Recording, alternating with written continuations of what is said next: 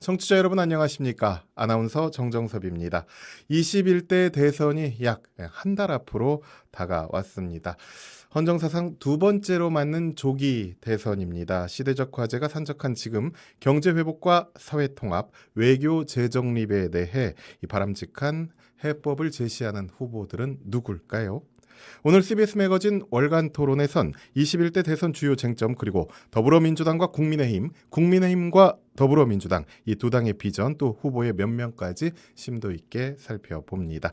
오늘 방송은 유튜브 광주 CBS 채널을 통해 보이는 라디오로도 시청하실 수 있습니다. 구독과 알림 설정해 주시고요. 많이 공유해 주셔서 이번 대선 후보 호남 비전을 제시하는 후보는 누군지도 한번 여러분 잘 선택해 주시기 바랍니다. 자, 광고 듣고 월간 토론 시작합니다.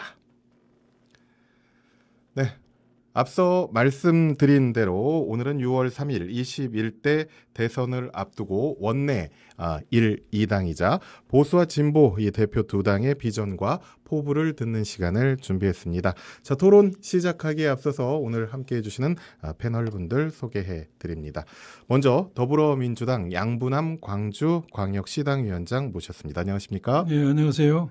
네, 반갑습니다. 국민의힘 김화진 전라남도당 위원장 나오셨습니다. 안녕하십니까? 네, 국민통합위원장이며 전남도당을 맡고 있는 김화진입니다. 네, 자, 국민통합이라는 말이 가슴에 와 닿습니다. 이번 대선을 통해 선출되는 후보, 대통령은 누구든 국민통합이 제일이 돼야 되지 않을까라는 그런 마음을 가지면서 오늘 토론 시작해 보겠습니다.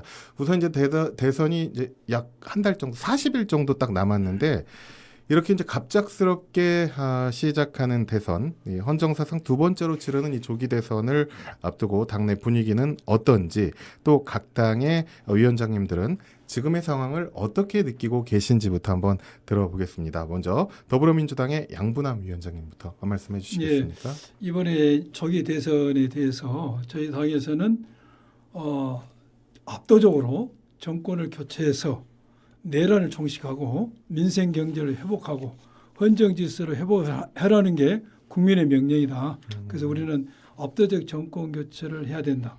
그 압도적 정권 교체라는 당이 명제를 실현하기 위해서 우리 민주당 의원들뿐만 아니라 모든 당원들은 임전무태 사직생의 각오로 지금 임하고 있습니다. 네.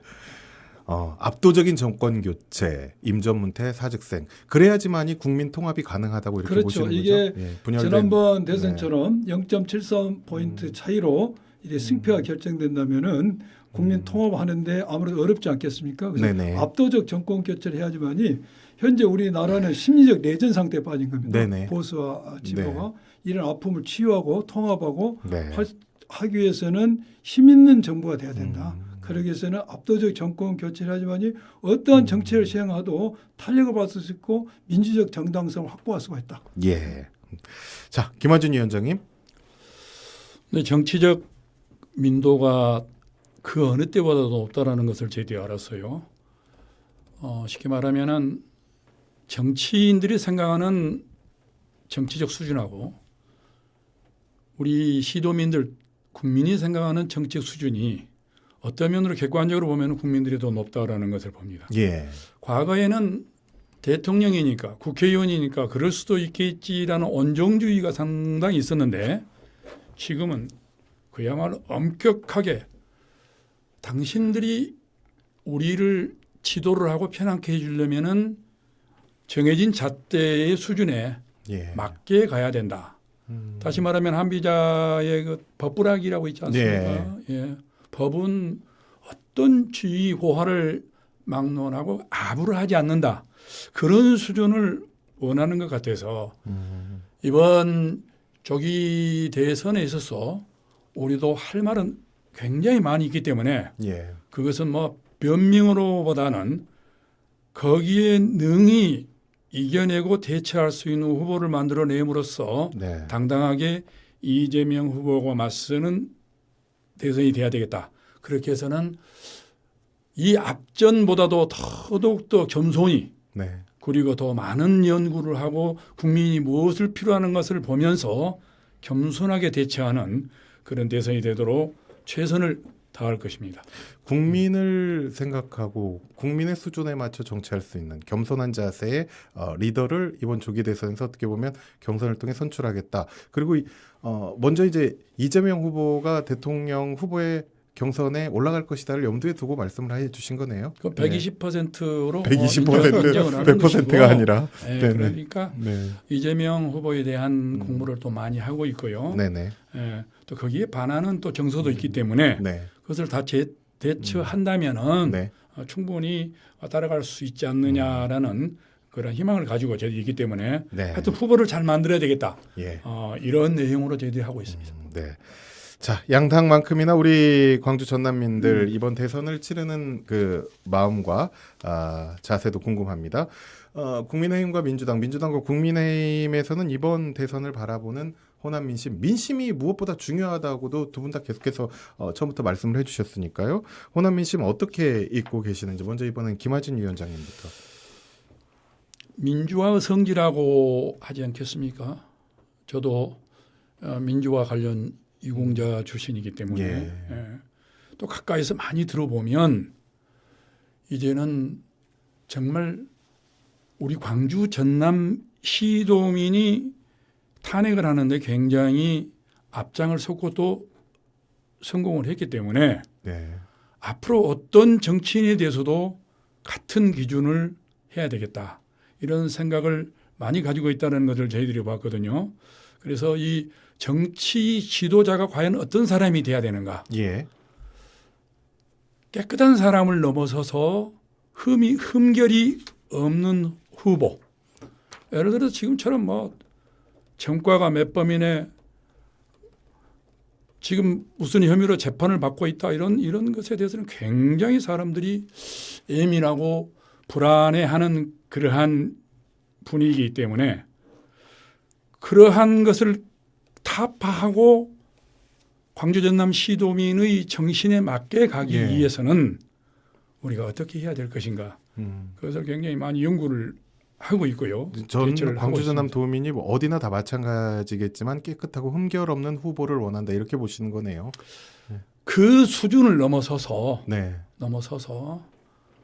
서민 또 시도민들의 수준에 맞는 사법적 네. 처분이 분명한데도 불구하고 정치인이나 고위층이라 해서 그것이 잘 되지 않고 있다면은 그것 또한 시도민들에게 또 호남민들은 그것을 매우 불편해하기 때문에 네.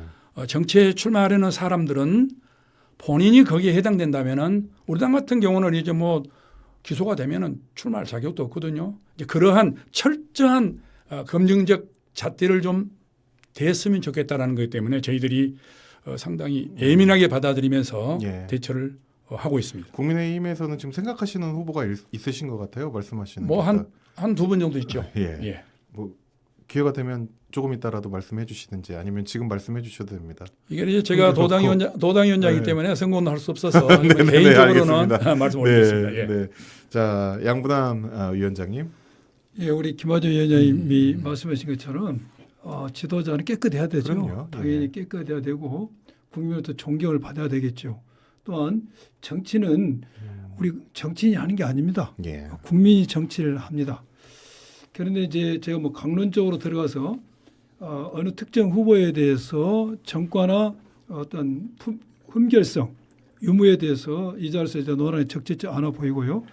아무튼 깨끗한 후보여야 된다. 예. 다만 현 정권에 들어서 검찰의 칼과 수사기관의 칼날이 과연 만연하게 공정이 행사되고 있었는지에 대해서는 의심이 들고 여러 가지 의문이 있죠. 예. 검찰의 칼날이 힘 있는 자 앞에 가서는 휘어지고 무뎌지고 수사와 정의가 선택적으로 행사됐다는 것은 많이 공지의 사실입니다. 제가 그 부분에 대해서 네. 구체적인 언급을 하지 않겠습니다. 네, 그것은 이제 이재명 후보에게 너무나 가혹했다. 뭐 예를 들어 뭐 지금 이제 옥에 있는 그렇죠. 오격신당 대표라든지 수사가 저도 수사기관에 오래 종사했던 사람이지만은 네. 수사의 칼날이라는 것은 힘 있는 자에서 휘어지거나 무뎌지면 안 되는 것이죠. 공정해야 된다. 그렇죠. 예. 공정해야 되는데 또 수사를 빙자해서 한 사람이나 한 가정을 도리 걸려서는 안 되는 겁니다. 네. 이제 그 이야기는 지금 여기 예, 호남 예, 민심 알겠습니다. 명강 좀 떨어진가? 네, 네. 이 조기 대선을 바라보는 호남의 민심은 뭔가?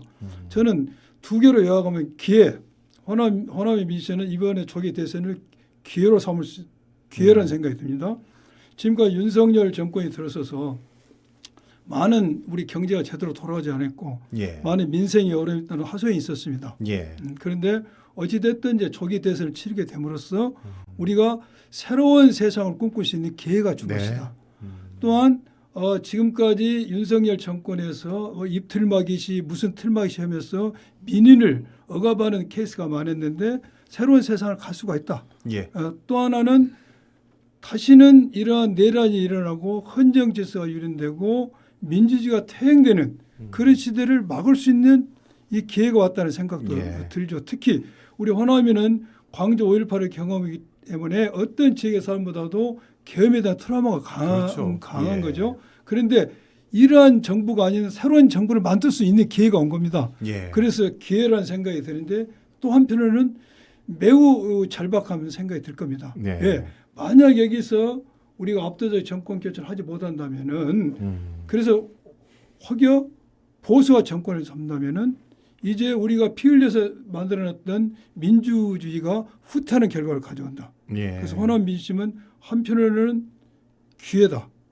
새로운 성부, 새로운 세상을 만들면. 그러나 이것이 잘못됐을 경우에는 엄청난 우리는 후퇴를 할 것이다라는 그렇죠. 절박감. 예. 예. 두 개가 믹스되지 않는가 하는 점 그렇게 저는 민심을 예, 파악하고. 바라보고 있습니다. 네.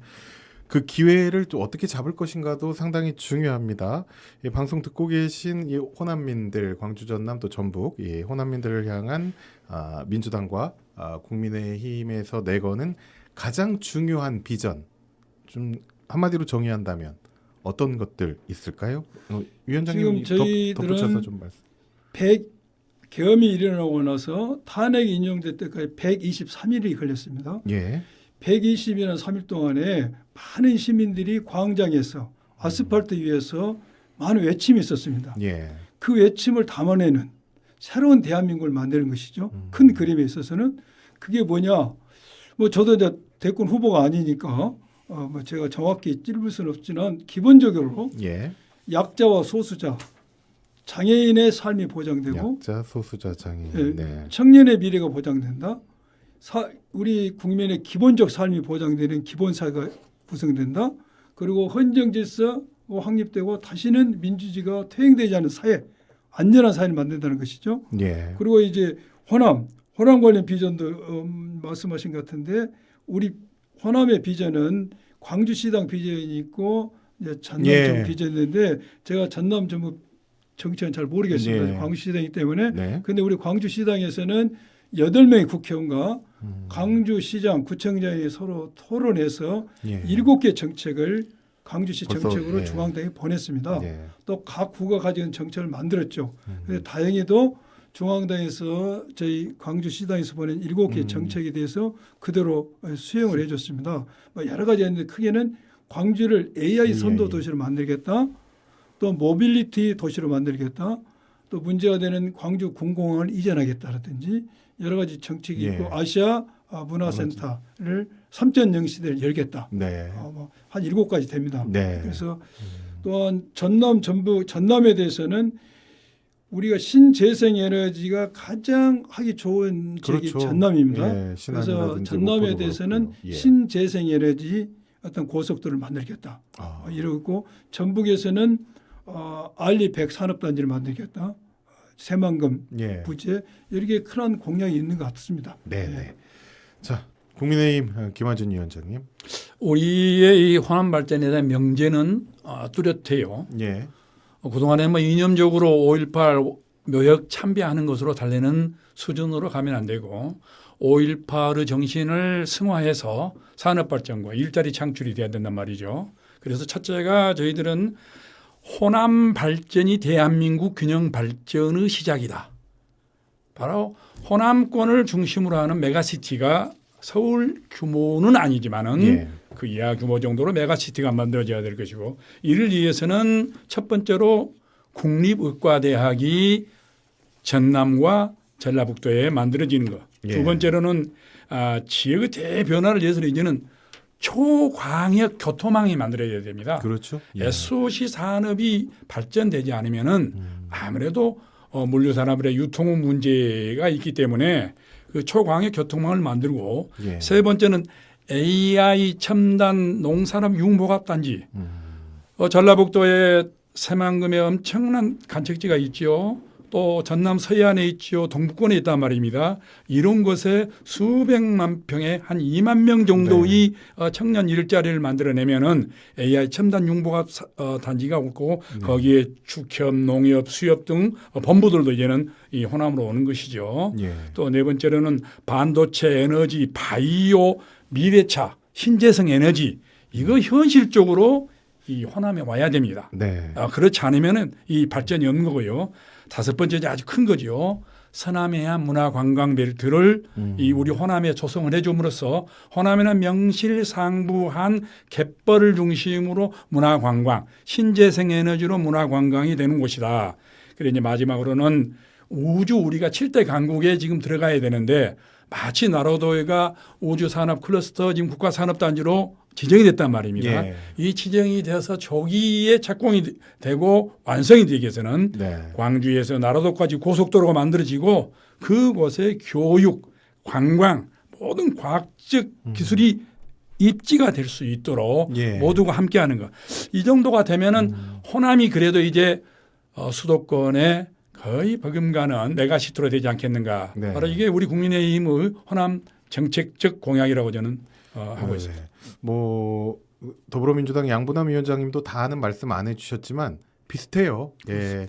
그러니까 저는 대통령이 누가 되든 이런 부분은 꼭 책임져 주실 거라고 믿으면서 그래서 호남의 비전, 미래의 먹거리를 잘 생산해낼 수 있도록 그런 것들을 실천해 주실 거라고 아주 강하게 믿고요. 꼭 해주셨으면 하는 그런 바람이 있습니다.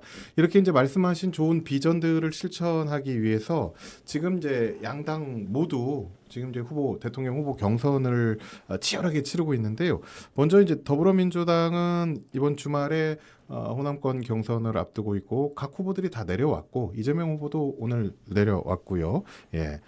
그 이번 주말 호남권 경선 결과 어떻게 예상하고 있습니까, 양분남 위원장님? 지금 21일, 23일, 24, 25일까지 권리당원들에 대한 온라인과 ARS 투표가 지금 이루어지고 있습니다. 이루어지고 있고 이번 주 내일 이제 후보들의 이게 연설이 있는데 저는 이번에 충청, 영남에 못지않는 압도적 투표율과 득표율이 나오라고 저는 예상하고 있습니다. 네. 예.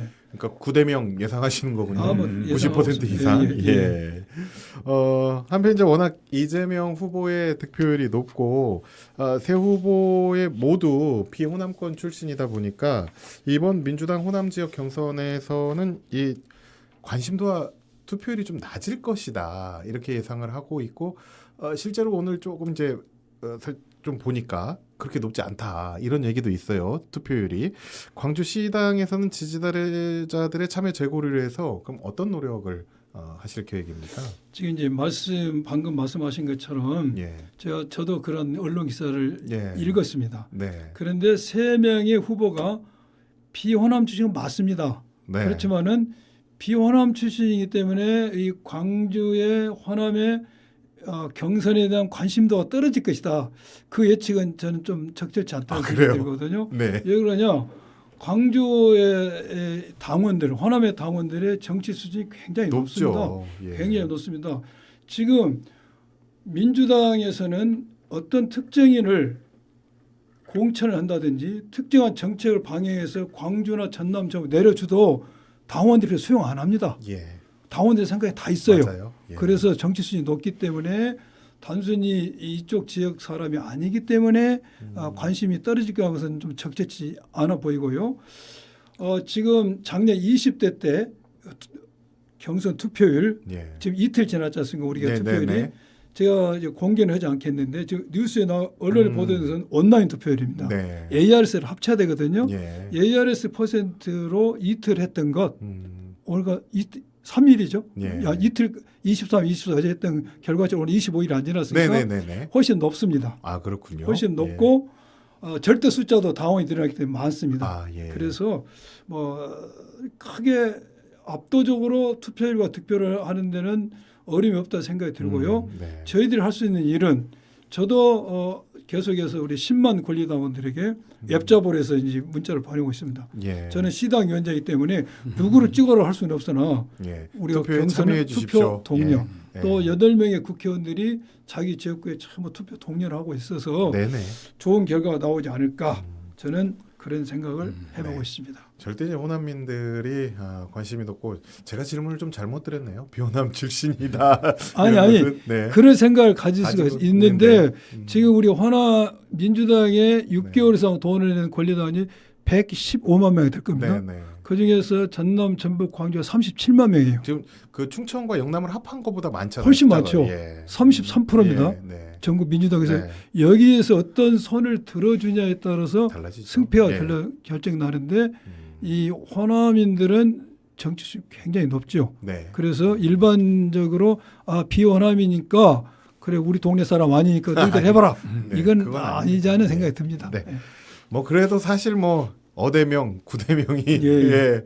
그렇게 말들 합니다. 또 그렇게 다들 바라보고 있고 사실 뭐 현재까지 더불어민주당에선 이재명 후보가 분위기를 장악했다고 해도 무방한 반면에 국민의힘은 뚜렷한 차기 대선 주자 한 명이 부각되지는 않고 있습니다. 지금 김문수, 한동훈, 안철수, 홍준표 이렇게 네 분이 있지만 한쪽으로 기울지 않고 있어요. 뚜렷한 차기 대선 주자가 이게 부각되지 않는 상황인데 그 이유는 뭐라고 보십니까, 김한준 위원장님?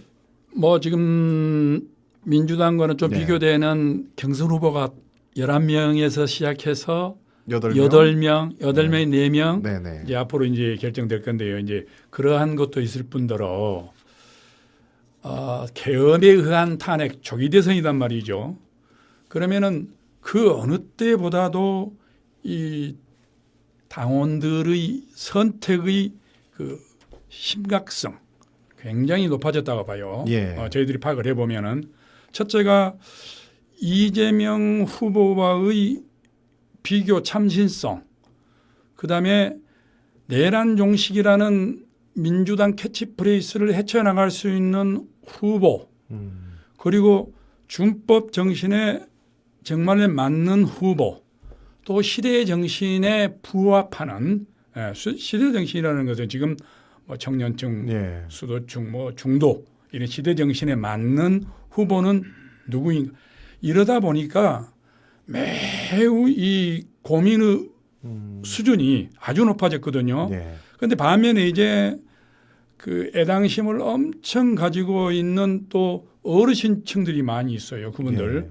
그리고 탄핵을 반대를 했던 그 층들이 많기 때문에 그분들과의 어떤 합리적 해결점을 찾기 위한 보이지 않는 고뇌 엄청나거든요. 그 안에서 이렇게 많이 나눠져 있다고 보시는 건 나눠져 있죠. 지금까지는. 네. 탄핵 그런데 찬반 쪽이. 그래서 찬반이 그러나 어차피 한 명으로 되면은 하나로 가야 된다.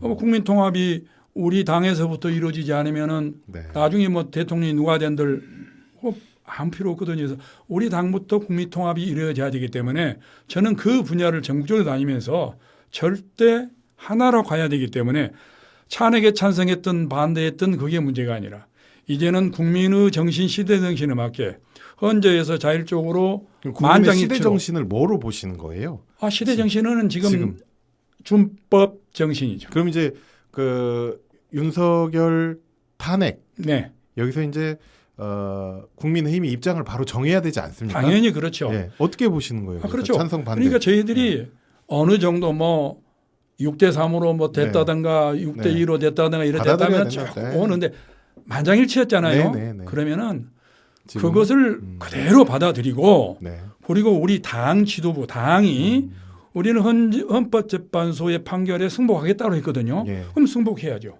후보들 네 분 다 그렇게 이제 승복하고 이제 선을 긋고 가야 된다. 어떻게 보면 이렇게 당연히 그래야죠. 예. 그런데 아직은 거기에 대한 확실한 두 사람 외에는 확실한 건 없기 때문에 네. 이제 네 분 모두가 함께 가야 되고 네. 아직도 그렇지 않는 우리 보수층의 분들도 함께 가야 된단 말입니다. 예. 그래서 그러한 것들이 이루어져야만이 우리 후보가 한 명 만들어지기 때문에 상당히 아직은 튀어나오는 후보가 없다. 이렇게 보면 되겠습니다. 일단 이제 후보가 결정되면 국민의힘 내부의 결집이 더욱 중요하겠네요. 굉장히 예, 중요하죠. 통합과 예. 그게 아주 큰 네. 관건입니다. 예. 또 이번 경선 과정에서 국민의힘 후보들이 이재명 후보를 견제하는 일명 이재명 포비아 발언을 많이 하고 있습니다. 아울러서 이제 키높이 구두, 가발, 뭐 바퀴벌레 같은 이런 네거티브한 이런 이야기들도 좀 발언이 많이 나오기도 했는데 이런 주목 끌기 전략, 일명 어그로 전략 얼마나 유효할까요? 먼저 이제 그것을 바라보고 있는 더불어민주당의 양부남 위원장님. 예, 방금 말씀하신 것처럼 국힘의 경선 후보로 나오신 분만 한 게 아니고 국힘이나 보수 측에서 이재명 공포 네. 마케팅을 많이 네네. 하고 있습니다. 제가 어느 방송에 가서도 설명을 했는데 도둑놈 제발 재린다는 말이 있죠. 예. 예. 지금 누군가 내가 다른 사람을 보복을 한 사람만이 네. 저 사람도 나에게 보복을 할 거라고 생각을 합니다. 네. 그렇죠. 뭐 누구 눈에는 멋만 보이고 누구 눈에는 멋만 보인다고 하지 않습니까? 그래서 이재명 대표가 정권을 잡았을 때 보복을 할 것이라는 것은 전혀 틀립니다. 제가 이재명 대표가 많은 대화를 한 사람 아닙니까? 예, 예. 많은 대화를 한 과정에 저도 30년 가까이 검사하는 사람입니다. 절대 눈만- 정치 보복은 없을 예, 것이다. 눈만 이런 깜짝하면 제가 말씀이시죠. 알아요. 그 사람이 마음속에 무슨 생각하고 네, 있는데 네.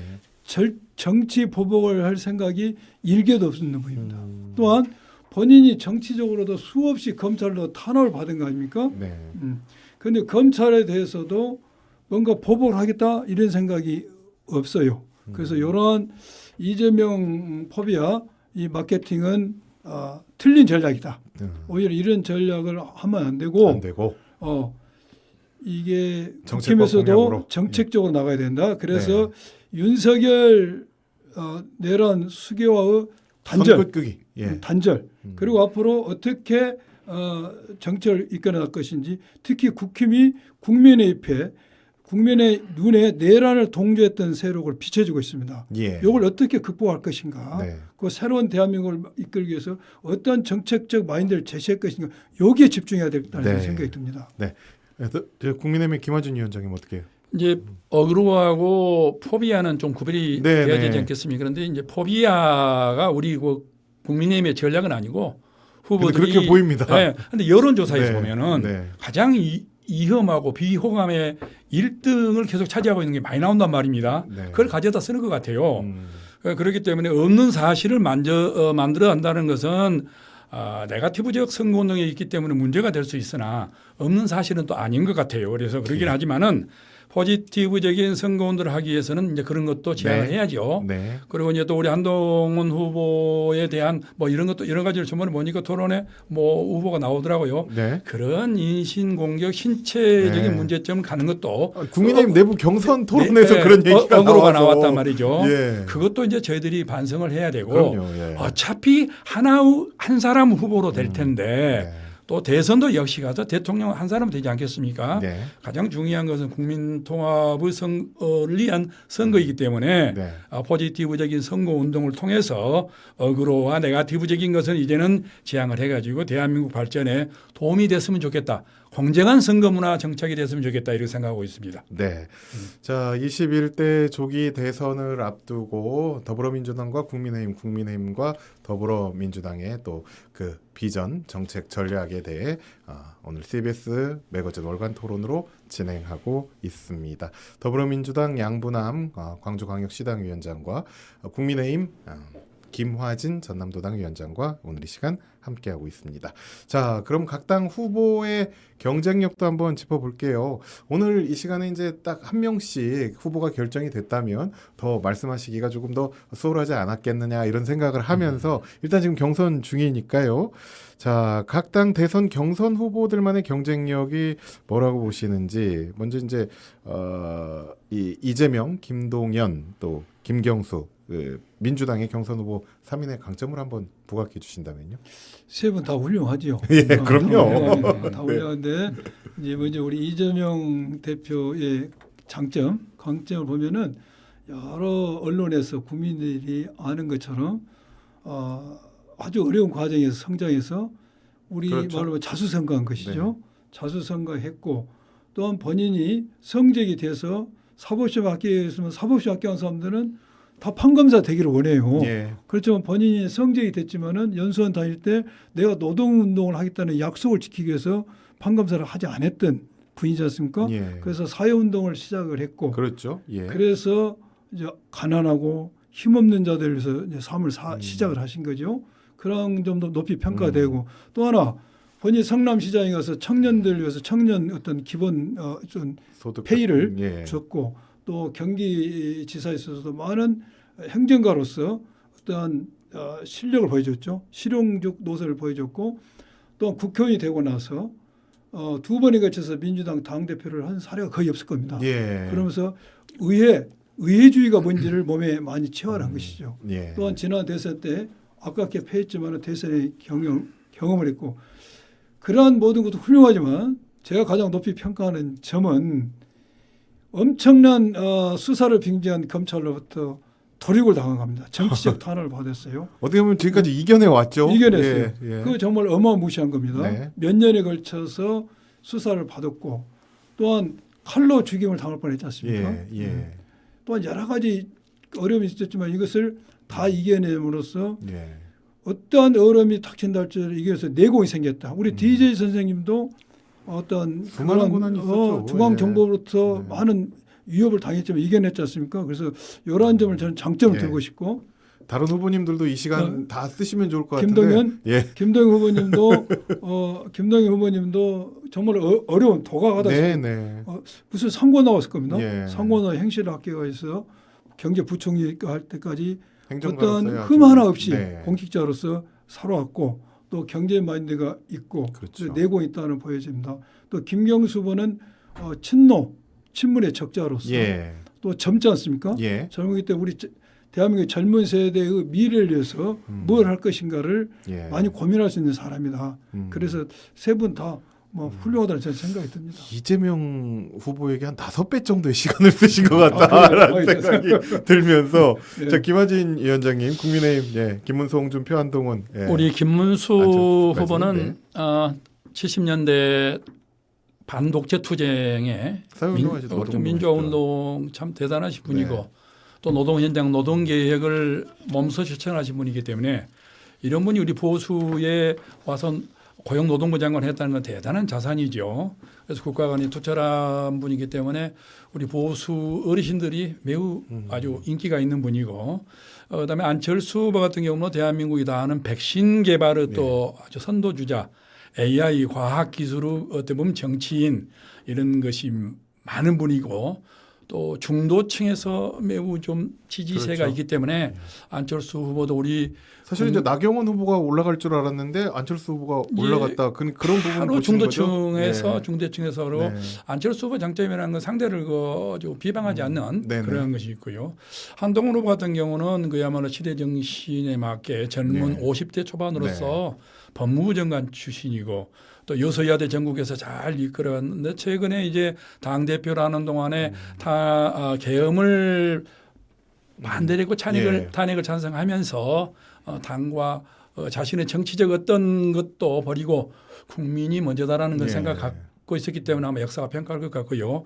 그다음에 이제 홍준표 후보는 뭐 다 아시다시피 아주 강인한 어조로서 정말 청년들에게 인기도 있지만 그분이 경남도지사, 대구시장 등 하면서 정치인이며 또 행정의 달인이란 말입니다. 그래서 이 네 분 모두가 우리 대통령 후보로서는 아주 큰 자산이다. 저는 이렇게 보고 있습니다. 김하진 위원장님은 한동훈 후보에게 시간을 가장 많이 할애했던 그랬을까요? 예, 보입니다. 제가 시간을 잠깐 체크를 해봤더니 예. 자 주요 공약도 한번 간단히 체크를 해보겠습니다. 자 국민의힘 후보들이 어떤 비전과 정책으로 승부수를 던지고 있는지 먼저 이제 김하진 위원장님 핵심 내용 정리해 주시겠습니까? 우리 김문수 후보님께서 아주 그 히트가 반값 월세를 네. 대학생과 청년에게 제공하겠다. 이거 굉장히 인기를 끄는 것 같아요.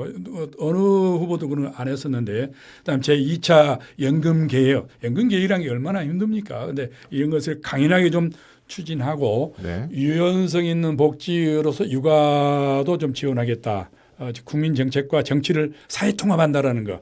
그다음에 안철수 후보는 아까 말씀드린 대로 임금 교육 노동 의료 공동계획 5대 구조 계획을 네. 통해서 네. 정말로 우리 청년들의 삶의 질을 좀 향상시켜야 되고 그다음에 농촌의 AI 농산업 융복합 즉 스마트 농법을 좀 이번에 해야 되겠다라는 네네. 이런 게 있고요. 한동훈 후보는 4년 중임 분권형 대통령제를 네네. 하고 그랬죠. 임기 예. 대통령이 된 다음에 임기 내에 개헌을 하겠다라는 이런 당차한 거.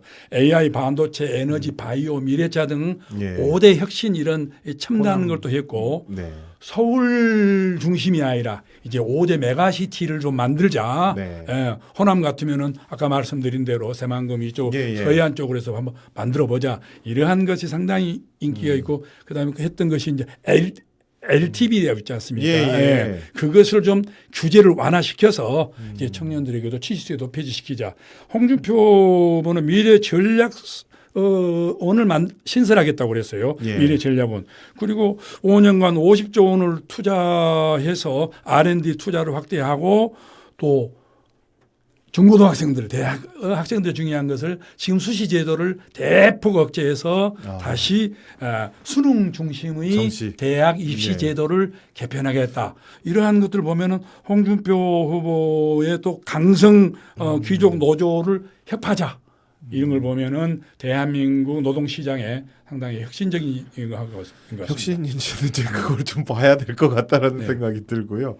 자, 더불어민주당 후보들이 제시하는 비전과 핵심 공약 간략히 소개해 주시겠습니까? 이게 공약이라는 게요. 사실 후보 상태에서 제시하는 공약은 별 의미가 없습니다. 그럼요. 예. 이제 당을 대표하는 정말로 대선 후보가 돼야 되고 네. 대선 후보가 되더라도 본인이 생각하기에 다 공약이 되는 게 아닙니다. 당과 조율을 해야 되기 때문에 여기서 함부로 말할 수 없군요. 후보들의 공약을 말하는 것이 크게 실효적이긴 않지만은 네. 제가 정리해서 말씀드릴게요. 네. 다 비슷비슷해요. 다 잘 사는 대한민국, 지방 분권, 국토의 균형 발전, 인구 소멸 이제 이렇게 그리고 첨단 산업 육성에다 고부가치 사업하겠다는 게 다 비슷비슷한데 제가 키워드를 말씀드리면은 이재명 후보의 키워드는 민생입니다. 민생. 먹사짐 잘사짐 2년 필요 없다. 가장 중요하죠. 민생. 네. 그리고 대표적인 사업이라면 AI. 네. 그리고 김동연 후보는 경제입니다. 민생과 경제가 똑같죠. 비슷해 하지만은 예. 경제입니다. 경제면서 이분이 가장 중요하게 여긴 것은 다른 후보와 틀린 게 기후 산업. 네. 기후 산업, 기후를 관련한 기구를 만들어야 된다. 음. 이게 하나 있고 5.18 헌법 전문 수력을 외치고 있습니다.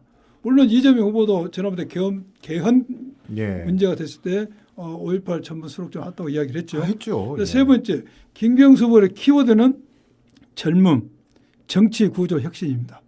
그래서 이분이 강론적으로는 연정을 하자. 연정을 하자. 그리고 세종시를 이전하자. 이렇게 행정수도 예, 이전이죠. 됐는데 다 비슷비슷하는데 세 분의 정책이 잘 서로 모아지면 좋겠네요. 잘 버무려져서 네. 제가 처음 인터뷰에 때 시작했처럼 새로운 대한민국을 만드는데 이 정책들이 서로 배척하지 말고 네. 함께 버무려졌으면 하는 게 제 바람입니다. 네. 자, 이런 가운데 이제 국민의힘은 호남권에서 계속 지지를 넓혀야 합니다. 네, 사실상 뭐 호남 지지가 아주 미비한 실정이고 더불어민주당은 표밭을 좀 지켜야 됩니다. 이 담양이 고향이신데 담양에서 민주당 후보가 이번에 군수 재선거에 안 됐잖아요. 예. 예. 물론 이게 하나로 평가할 수는 없지만 표밭을 지켜야 되는데 각 당 전략 한번 들어보겠습니다. 자, 호남 민심 지키기 위한 더불어민주당 이번 대선의 전략은 무엇입니까? 우리가 옛날에 그 복싱 있지 않습니까? 복싱 챔피언의 타이틀 지키기가 어렵습니다. 어렵습니다. 도전자는 네. 도전자는 괜찮아요. 마찬가지입니다. 민주당의 심장지와 텃밭이 호남입니다. 그 중에서도 광주가 갖는 상징적 의미는 너무나 크죠. 그럼요. 그렇기 때문에 저희들은 지난 대선에서도 우리 민주당에서 투표율이 81.5, 네. 득표율이 84.5로 했습니다. 네. 전국의 최고를 차지했지만은 많은 사람들이 다른 지역에서 좀 더 얻었으면 되지 않았을까가 그렇게 말을 그렇게 한 게 말 안 아니라 하고 호남에서 그 아니 우리는 0.74% 정말 추가로 했는데 이 호남 광주도에서 좀 더 했지만 뺏기지 네. 않았냐 이런 그러니까 이제 실정입니다. 김대중 전 대통령 때 다 90%를 넘겼어요. 그러니까요. DJ 선생님, 노무현, 전 문재인 때 대통령도. 다 네네. 90을 넘겼는데 그러지 호남만 못해서 바라봐요. 이제 뺏겼다는 이야기 들어서 저희들이 고민이 많습니다. 네. 그래서 저희들이 하는 뭐 이게 전략이 할 것도 없죠. 평상시 저희들이 하는 그런 방법인데 하나는 명분을 저희들이 중시하기입니다. 예. 이번 우리가 정권을 교체하지 못한다면은 5.18이라는 유혈 어떤 민주항쟁 피를 흘려서 지켜낸 민주주의가 다시 도태된다. 헌정 질서가 다시 후퇴한다. 그리고 민생 경제가 망가진다. 이래도 좋은가? 이래도 좋은가라는 명분이 필요하죠. 우리가 이번에 정권을 잡지 못한다면은 이제는 우리가 피 흘려 세운 5.18 때 피 흘려 세웠던 그 어떤 민주주의가 예. 후퇴한다. 민생 경제도 후퇴한다. 이래도 좋은가? 또 하나는 네. 어쩌면 이번에 우리가 정권을 창출하는데 연장하는데 압도적 승리에 우리가 기여를 한다면은 지금까지 윤석열 정권에서 소외됐던 호남이 그 소외로부터 낙후로부터 탈피할 수 있는 좋은 기회다. 그 예를 들면은 많은 인재가 이 정권에 등용될 수도 있고 네. 우리가 내세웠던 공약이 실현될 수도 있다. 네. 저는 전략을 둘로 보고 있습니다. 네. 명분과 현실적 어떤 이익 이걸 늘 우리 시민과 당원들에게 제가 예. 호소하고 있습니다. 네. 한 10여 분 정도밖에 남지 않아서 이제 짧게 좀 가도록 하겠습니다. 네. 김한준 위원장님은 어떻게 보고 계십니까? 그러니까 이제 우리 호남민들이 이번에 조기 대선을 통해서 정말로 명심해야 될 것은 4년 5년밖에 되지 않는 대통령 한 사람 만들기 위해서 80, 90, 100% 가까운 표를 주고 평생 이렇게 전국 최하 하위권에 살 것인가 아니면은 경상도와 충청권처럼 네. 전략적 현명한 선택을 해서 우리보다도 몇 배의 잘 사는 지역으로 갈 것인가 이런 것을 지금 경상도는 민주당에 주는 표가 각종 선거에서도 30% 이상으로 표를 줍니다. 충청권은 거의 뭐 50% 60%하고 그분들의 삶의 질의 향상은 전략적 선택에 의해서 엄청났습니다. 그래서 지난번에도 그랬지만은 이 선거에서 국회의원 28석 100% 뭐 지방선거 말할 수도 없어요. 그러면 과연 그 이후 정부 중앙당에서 민주당에서 또 그 정권에서 우리 호남에 해준 게 뭐가 있느냐. 이거 사실이잖아요. 그런데 또 지나면 그거 다 잊어버리고 한단 말입니다. 그래서 이번에 저희들이 해야 되는 것은 윤석열 정부에 있으면서 저희들은 호남 발전에는 여야가 따로 없다라는 오직 그 일념 하나로 시장 군수님들 손을 잡고 전국을 돌아다녔습니다. 담양에 이번에 그린벨트 지비가 해제된 것도 군수님과 함께 저희들이 직접 가서 우리 권영진 국토교통위 간사님 또 국토교통부 장관 만나서 40년 동안 해제되지 않은 것을 우리들이 해서 광양의 첨단산업과 농산업 융보가 단지를 만드는 부지를 또 만들었단 말입니다. 바로 호남 발전에는 절대 여야가 따로 없다. 정치권이 그 생각을 가지고 우리에게 80% 90% 100% 달라라고 할 것이 아니라 현명한 사람들이 있으면은 해달라. 네. 그것이 호남 발전이다. 그리고 다른 곳에 가서 또 얻어라. 저는 이렇게 얘기하고 저희들은 정말로 호남 발전에는 여야가 따로 없다는 정신 그대로로 우리는 전략을 갖고 있습니다. 근데 사실 윤석열 정부에서 보이는 건 많이 없는 것 같아요. 예. 엄청 했죠. 예. 나라도에 국가 산단 만들어 놓고 네. 목포도 산단 처음으로 만든 거고 전남에 9조 원 시대에도 지금 역대 정부에 없었던 거거든요. 한번 이제 평가해보는 시간을 다음에 한번 갖기로 하고 자 그럼에도 불구하고 다 비슷비슷하다고 말씀드렸잖아요. 그런 공약이나 비전이나 호남을 위한 뭔가 특별한 게 없어요. 충청권으로는 세종시전 제가 엊그제도 한번 말씀드린 적이 있는데 영남 쪽 이제 부산 쪽으로는 이런 뭐 행정기관이라든가 굵직굵직한 것들이 이전하고 그러는데 호남은 솔직히 없습니다. 그래서 호남 홀대론 얘기도 나오고 지역 공약이 실종됐다. 항상 말하는 뭐 AI, 모빌리티, 뭐 신재생 에너지 이런 부분 공약 돌려막기 일을 하고 있다. 이런 이유들이 호남 올드론으로 많이 꼽히는데 사실상 어떻게 보시는지 짧게 먼저 김하진 위원장님부터 말씀해 주시겠습니다. 선거로 투표를 잘하면 되죠. 28대 0이 되다 보니까 예. 여당에 한 명도 없다 보니까 정말 원외 지역 인사들이 다니면서 한단 말이죠. 네. 그렇게 크게 일을 안 한 것 같더라고요. 네. 그 결과가 나오지 않습니까? 그래서 투표를 현명하게 해야 되는 것이 있고요. 네. 호남의 인재는 굉장히 많습니다. 그럼요. 국무총리도 있고 뭐 여러 사람들 우리 이정현 또 김하진 같은 경우도 저 같은 경우도 이번에 국민통합위원장을 사거든요. 그래서 정말 우리 호남민들에게 제가 간곡히 말씀드리고자 하는 것은 인재를 고르등용하기 위해서는 현명한 투표를 하는 것밖에 없고 예. 그 국회의원이 또 그 정치적 지도자가 열정적으로 일을 하지 않으면은 공천이 문제가 아니라 예. 바꾸면 되는 겁니다. 그런데 공천이 곧 당선이라는 등식을 가지고 살기 때문에 일을 안 한다라고 저는 30년 정치 경험에서 아는 거거든요. 그래서 그건 또 우리 호남의 유권자들의 책임 또한 있단 말입니다. 지역 그래서 국회의원 역할이 상당히 크다. 그런 엄청 크죠. 말씀이시네요. 엄청 크죠. 엄청 크죠. 네, 그래서 네. 그러한 것에 큰 비중을 두면은 네네. 호남 발전이 가시화될 것이라고 저는 보고 있습니다. 네, 더불어민주당 양부겸 위원장님 하실 말씀 있을 것 같아요. 호남 홀대론에 대해서는 우리 중앙당에서 귀 기울여 드려야 된다고 생각합니다. 예. 그런데 이번에 우리 중앙당에서 받아들인 공약을 보면은 광주 전남에 273조가 관련이 되고 네. 전북까지 합치면 65조에서 373조를 우리 이 정부가 앞으로 정권을 잡으면 우리에게 투자를 이렇게 할 겁니다. 373조면은 적은 돈이 아닙니다.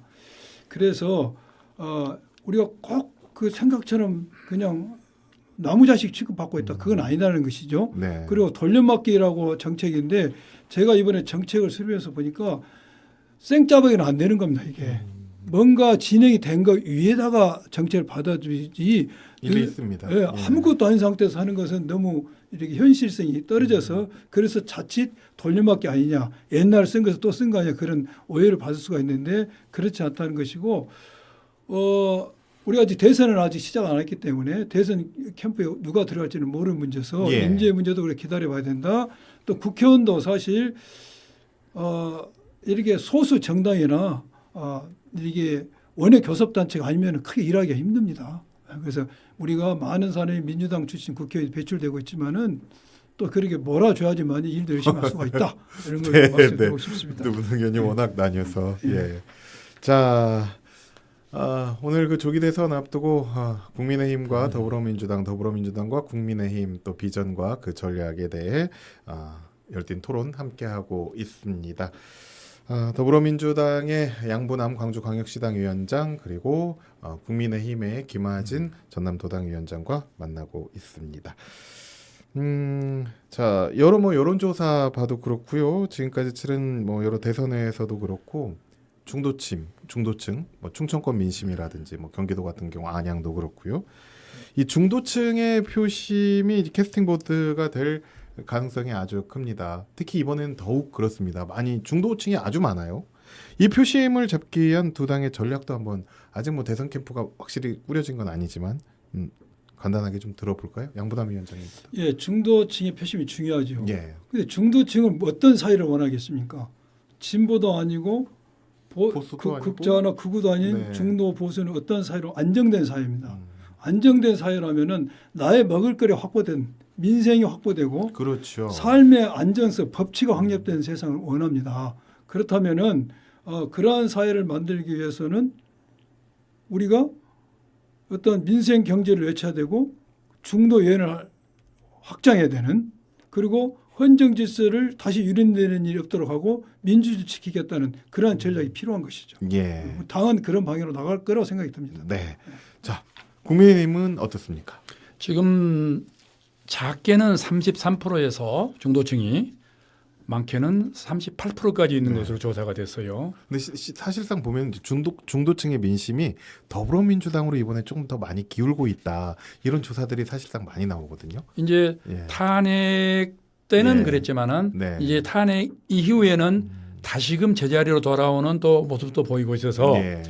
이번에 조기 대선의 캐스팅 보트는 중도층이란 말입니다. 예. 그래서 많게는 4%, 작게는 1%로 보는 전문가들이 많습니다. 네. 대선의 예. 결과를.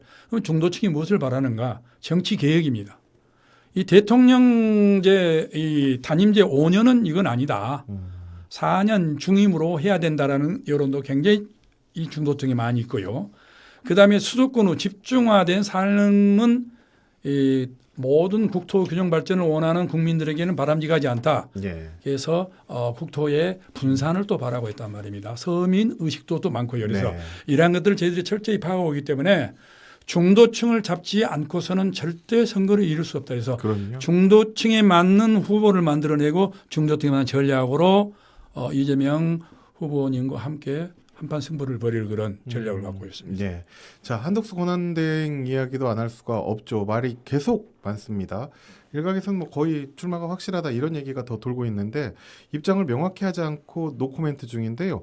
만약에 그 한대행이 선거에 나온다면 이번 판세에 좀 영향을 미칠까요? 김어준 위원장님? 근데 물리적으로 이미 그 어렵다고 보고요. 네. 왜냐하면 후보가 만들어지면 당은 당규상 그걸 하나로 된다는 것은 승복하지 않으면 안 돼요. 근데 네. 승복 안 하는 후보들이 많아요. 네. 그리고 다 또 풀겠다 이런 말씀. 지금은 표 얻기 위해서 네네. 하는 얘기지 막상 되고 나면은 너무 사실적으로 그렇지가 잘 않습니다. 표현해 주십니다. 네. 절대 그렇지 않습니다. 네네. 두 번째로 당연 당규도 그런 것이 없고요. 네네. 자, 세 번째로 당 지도부가 네. 경선에 참여하지 않은 자에 대한 자꾸 그러한 것은 흥행을 깨뜨리는 것이기 때문에 어찌 보면 해당행위이기 때문에 중단하라 했던 것은 출마는 할 거라고 보세요? 출마를 하지 않죠. 안 출마를 안 씁니다. 왜냐하면은 그분이 해야 할 일이 따로 있잖아요. 선거 관리를 하는 거죠. 그렇죠. 선거 엄정한 관리를 하고 미국 관세 그렇죠. 부분도 있고, 예. 우리나라가 이제 위험한 시기에 네네. 또 선거까지 나온다라는 것 자체는 탄핵을 당한 정부로서는 온당치 않은 책임자를 보기 예. 때문에 지금 있는 후보 중에서 충분하기 때문에 후보에서 결정이 될 것이다.